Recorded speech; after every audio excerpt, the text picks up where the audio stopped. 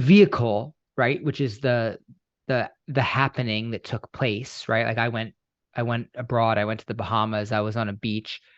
That some vehicles are good vehicles and some vehicles are bad vehicles, right? But all of them kind of in theory you can work with if you have enough depth of insight and reflection and unique perspective on it. When I think about this trip, is that a good vehicle? It's a risky vehicle, and it's risky mostly because it sounds like a rich kid Yeah. trip. Now, Yeah. that doesn't mean that you can't write an effective essay through it. There are, as you noted, like I'm alone. There's lots of things happening that provide evolutionary opportunity in the essay, and that's the good part. But the rich kid trope is a problem, and the other thing is that it's like the readers get used to like the rich kid trips. Like I went to the islands, I did the blah blah blahs, and so like they start to roll their eyes before they even start reading it.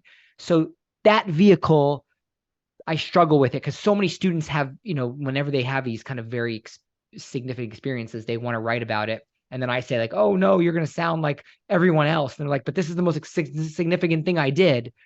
It's hard for them to understand why that doesn't sound good. I mean, what I would suggest and what I usually do is we dive into the like a micro story in that. Like we don't need to talk about like, if you start justifying why I'm there, like the reader doesn't, that they're going to think that it's a rich kid trip. But maybe you don't need to explain the why you're there. Maybe something happens in this space at this moment that allows for the evolution that doesn't require you to explain the why.